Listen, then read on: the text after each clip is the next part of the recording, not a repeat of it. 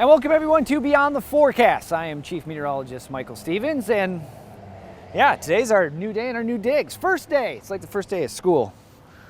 Wore my new suit and everything. All right, get back to the show. We're gonna send you over to meteorologist John Gross, and he's going to tell you about two things. First off, he's going to take you into advection fog. What is that? How's it form? And is it any different than normal fog? Well, he's gonna let you know that. And then he rehashes watches versus warnings as we're getting closer to summer and we continue to see severe weather threat through at least the months of June, July, and August. We are going to rehash watches versus warnings. And then at the end of the show, we introduce you to, yes, our new home, the 910 News Studios here in downtown Traverse City. We're not going to take you in and show you all that stuff, but I'm going to lay down what we have coming up for you here with Beyond the Forecast and being at this new place here in Traverse City. But before we get into all that, let's give you some of the fun things, shall we? This day in weather history. June 9th, 1953, a tornado hit Worcester, Massachusetts, killing 90 people. Now, the tornado was a mile wide at times and tracked 46 miles through Worcester County. It mangled steel towers built to withstand winds of 375 miles per hour, and debris actually fell from the sky in Boston, which was 57 miles away. So that's this day in weather history, 1953. Pretty wild. All right, yesterday, trivia time. We asked you how many EF5 tornadoes have occurred in the United States. Is it 40, 59, 65, or 100? Well, the answer is actually 59. That's a nice little tad bit of info to have in your back pocket. Now, today we want to know how many Category 5 hurricanes have made landfall in Florida. QR code, hit it. Right here, I think. Yeah, right here. And I'll take you to where you can put your answer in, and then we'll tell you tomorrow what the answer is. Right here on Beyond the Forecast. And we're actually trying to beat a storm here. Viewer photo of the day. We aren't cutting that, don't worry. This is brought to you by Great Rooms. As always, today's picture comes to us from Lori Curtis, and she sent us an amazing photo of a Rogers City sunrise. Thank you, Lori, so much for sending that in. And now the rain is here. So let's send it over to meteorologist John Gross, who's going to tell us about advection fog. Hurry, Josh, grab the camera. Let's go. We'll be right back. Hey there, everybody. Meteorologist John Gross. Welcome back to Beyond the Forecast. Today, we are going to continue our conversation about fog and different types of fog. We've already touched on a few different types here on the show. We've talked about steam fog. We've talked about radiation fog. We've talked about precipitation fog. And today, we're going to focus on what we call advection fog. Now, to understand what this means, you have to understand what the word advection means. And it means the transfer of something. And in this instance, we're talking about moisture that eventually turns into clouds. And remember, fog is just a cloud at the surface. And that just so happens to be where we live, so it impacts us that much more. So here's a look at our setup. And this is somewhat similar to when we're talking about lake effect. We're going to start with our water. This can be our lake, and we're talking about those cooler temperatures right near the immediate surface, at least right there near the water. So you're talking about that onshore wind with those cooler waters near the coast, but in this case, at least here in the state of Michigan, we'll call it the lake shore. So as we continue with that, eventually we start to see a moist and a warmer air mass moving over our cooler water. Now, this is still similar to the thinking of lake effect, but remember, when you're talking about lake effect, usually the water is a little bit warmer, and then you're talking about that colder air mass moving overhead. So this is kind of the opposite. The temperatures, at least near the surface of the water, are a little bit cooler, and then you've got a warmer and a little bit more of a moist air mass that eventually starts to move over those cooler waters. And as a result, that warmer air mass, well, it starts to get cooled off by those colder waters. And as we start to see that, the air, well, it starts to cool.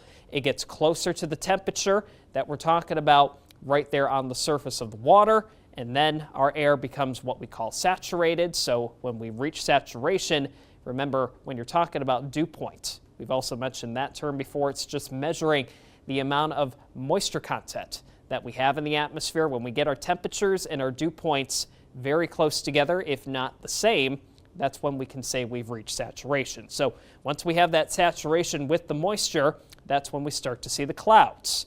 starting to form. And once we have those clouds forming, remember, fog, that's just a cloud at the surface. And with that wind flow being off of the water, moving on shore, that's how we can get what's called advection fog, because we're seeing that transfer of moisture from over the lake, moving a little bit farther inland. And there are some instances, especially here in the state of Michigan, near the immediate lakeshore, when we talk about advection fog. And right near the immediate lakeshore, it can be very, very dense. So that's something that we talk about time and time again here, especially in the state of Michigan. And when we're talking about fog, one of the main hazards, at least for us, is travel. Not only by vehicle, but even if you're at the airport. Sometimes you can have delays from fog, but usually more or less it's when you're talking about low visibility due to foggy conditions. So anytime you're talking about fog, I always like to go over this. When you're traveling on the roadways, use your low beam headlights, use your fog lamps, avoid your high beam headlights. It's going to look like you're driving straight into a cloud. Give yourself more stopping distance. Give yourself that just much extra time in case there are vehicles in front of you. You might not be able to see them as well if your visibility is reduced. And these kind of go hand in hand, but just slow down. Drive for the conditions. I know sometimes you got to be somewhere and the weather might not be as favorable for the commute. So just be smart about it. Give yourself that much more time to get to where you're going safely when we're talking about advection fog. I'm meteorologist John Gross reporting for Beyond the Forecast. Thanks, John. Now, coming up next, meteorologist John Gross again rehashes watches versus warnings. We'll have that right after the break. Hey there, everybody. Meteorologist John Gross. Welcome back to Beyond the Forecast. Today, we're going to be touching on a subject that many people still get a little bit confused. It's the difference between a watch versus a warning. So we're going to go over certain categories. We'll talk about the duration, coverage area, what you need to be doing, your advance notice, and where you need to go if you're ever issued a watch versus a warning, and things that you should be prepared for. So let's focus on the watch first. Now, whether we're talking about a tornado watch, severe thunderstorm watch, flood watch, here's a look at your duration, and usually it's a longer period of time. You're talking about several hours. It can even be up to half a day. It just depends on the confidence in our forecast and what we are seeing, the types of ingredients that we know we may or may not have in play, things of that nature. Your coverage area, it's usually a broader area. It's usually a larger area because, again, we're looking at those ingredients where we have them in play, but we don't have the severe thunderstorm yet. We don't have the tornado yet, but we have the ingredients to make a severe thunderstorm. We have the ingredients to make a tornado. So again, coverage area, it's usually larger, can be a state or a portion of a state. Your advance notice, when you're talking about the watch, that's your time to prepare. So it can be a matter of hours, or again, it could even be a matter of half a day, depending on the confidence of the forecast. So with the watch, you want to make sure you do know what you're going to be doing, where you need to go, in case you were ever upgraded to a warning. And that's what you're talking about here. When you're talking about that duration of time, when you go from the watch to the warning, it's a lot less time. It's an hour max, but especially when you're talking about a severe thunderstorm warning, a tornado warning, that could be a matter of minutes. And when you're talking about the coverage area, especially with a warning, now we have the severe thunderstorm warning observed. We have the tornado observed, or at least the severe thunderstorm. So we can see it on radar. We have it observed by a spotter, something of that nature. So the portion of the county, or at least the coverage area, it's a lot smaller. We're zoning in on where that threat is. Your advance notice, it's a lot lesser. You're talking, again, as low as minutes. So you want to make sure you know where to go. Take cover at minimum, especially with a tornado warning, severe thunderstorm warning.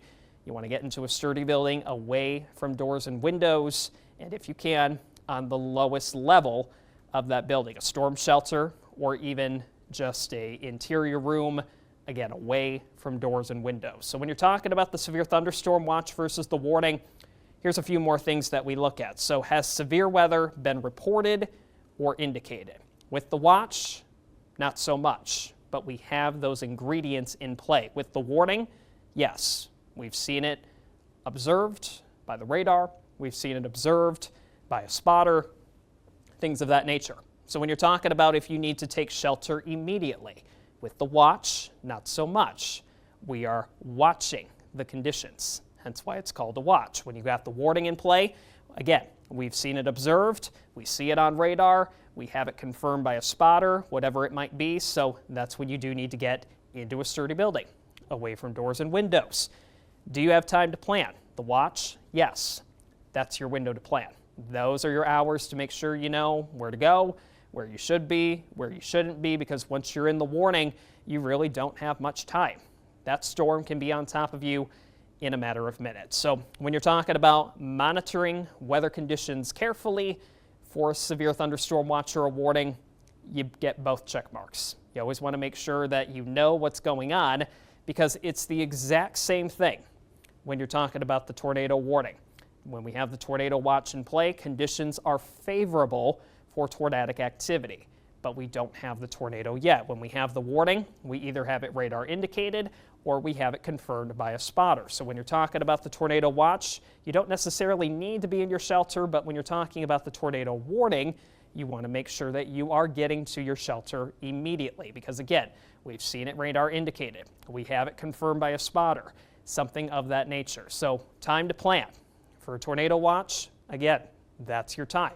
You want to know where you need to go. If you don't have a basement, you want to know an area, maybe a storm shelter nearby, things of that nature, something.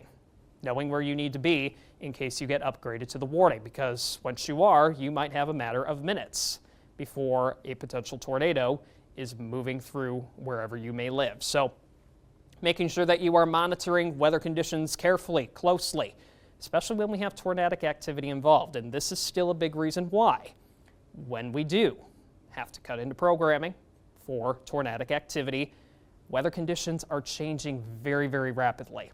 So we want to make sure that we are getting the latest scans. We're getting the latest, what we call velocity scans. It shows us how the winds are interacting within the storm itself. That gives us new information to show potential areas in the path of the storm where it's going, and if you need to shelter immediately. So that's a big reason why we do what we do. Let's talk about an analogy, shall we? Here's one that I do believe sticks very, very well, and we're talking about tacos. So when you're talking about the taco watch versus the taco warning, here's a look at those differences. When you have the taco watch, we have the ingredients to make tacos, we have the ingredients to make a severe thunderstorm, we have the ingredients to make a tornado, but we don't have it yet. So we have our meat, we have our cheese, we have our tomatoes, we have our tortillas. Same thing with a severe thunderstorm. We have our moisture, we have our lifting mechanism, we have unstable air, we have what we call wind shear, so that's helping the rotation, but we don't have it yet. When we talk about the taco warning, when we talk about the severe thunderstorm warning, when we talk about the tornado warning, we have tacos, we have a severe thunderstorm, we have a tornado. Taco watch, taco warning.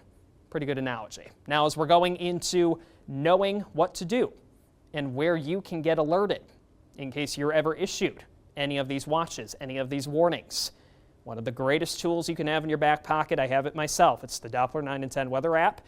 You can send alerts straight to your smartphone depending on exactly where you live, where you're located, and other ways that you can get severe weather alerts, because you always want to make sure when we're talking about severe weather, you have multiple ways to get that alert. Getting 2 alerts is much better than getting 0 alerts in case the first way that you relied on that alert, something goes wrong. You can have technological issues, things of that nature. So something else, it's a little old school, but it works very, very well. I have one myself. It's a NOAA weather radio. It can really be helpful, especially if you have a power outage, or maybe your phone dies, or your laptop, or your iPad, or whatever it might be that you're getting these alerts on dies due to power outages. So a NOAA weather radio, wireless emergency alerts, those can sometimes pop up on your TV screen, at the bottom of your screen, to let you know about some of these watches and warnings that we just discussed. Other ways that you can look online, weather.gov, that's the National Weather Service. So those alerts are going to be posted in real time. so you can know where you've got an active watch or warning if it's in your area.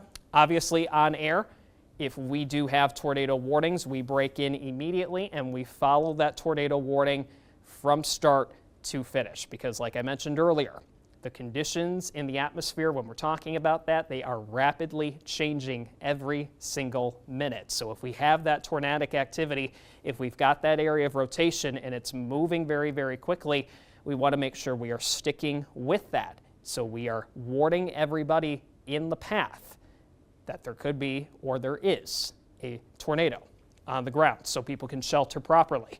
9 and 10 weather app, also another good tool like we mentioned earlier. Social media, Facebook, X, Instagram, TikTok, all of those social media platforms. We want to make sure that we are getting information out on those as well. Outdoor sirens, and this is something that can get confused by many people as well. They can say, well, I was inside, I didn't hear the sirens. Sirens are meant to be heard outdoors. They're not meant to be heard indoors. So if you're outside and you hear the siren, you know you should be getting indoors. And last but not least, friends and family. It may not be impacting where you specifically live, but maybe you've got a storm moving through an area where your grandma lives or anyone in your family might live or a good friend that you know might live, and you send them a text, you give them a call, you let them know. Maybe they don't know that severe weather is on the way, and you just say, hey, I saw this online, I got an alert on my phone, NOAA Weather Radio said you've got an alert coming your way, and here's that information. We've gotten several people that have said, even in our live streams before that we've done, that this can be very helpful information. So great list of things to always keep in mind when we're talking about the chance for a watch or a warning. I'm meteorologist John Gross reporting for Beyond the Forecast. And coming up next, we're going to give you a look into our brand new home. We'll have that coming up right after the break. And welcome back, everyone, to Beyond the Forecast. The beginning of the show, you saw me and Josh scurry away from inside. It is now officially raining in Traverse City. But by the time you see this, it could be over. But regardless, what I wanted to do is bring you into a section of the building where this is going to be one of the spots where we could have our everyday podcast for you, or our live streaming podcast, the Beyond the Forecast podcast. Now that we are now in our new home, we can finally set this up and continue to do it every Tuesday at 10 a.m. The last few weeks we've been getting ready and we had things going on, so we weren't able to bring those to you every week like we had planned. But this is one of those corners where we could sit down and have our podcast, me and meteorologist Haley Fischetti, like we've had in the past, and we're going to be doing those again every Tuesday on the Beyond the Forecast Facebook page, the 9 and 10 News YouTube channel, as well as my professional Facebook channel. They will be live. So when you write in the comment section, we will see what you're asking or discussing with us. So this week's topic, you can go to Beyond the Forecast Facebook page and choose which topic you'd like to discuss. In fact, we'll probably just go with the post that we had a few weeks ago. You can go there and vote on which topic you want to discuss, and we'll have that for you tomorrow at 10 a.m. live. Me and meteorologist Haley Fischetti. There will be someone else in this seat, and we'll have all the things for you. So yeah, this is kind of one of our newer spots here in the building, and the studio is downstairs, and then there's office space behind the camera. But we'll make sure to give you a tour of the new place if you would like to see it. So with all that being said, tomorrow, 10 a.m., Beyond the Forecast podcast. I feel official sitting here. This is the first time I've sat on the show. I feel like, Beyond the Forecast podcasts, Tuesdays, 10 a.m. See, it just doesn't fit me well, does it? But that does it for the show today. Do appreciate you all being here. Hopefully you're staying dry, and we'll be back tomorrow, this time, 4:30. So for meteorologist John Gross, as well as meteorologist Haley Fischetti, I'm Chief Meteorologist Michael Stevens. Thank you for joining us in the new place for our first Beyond the Forecast in Traverse City. We'll see you all tomorrow. Bye, everybody.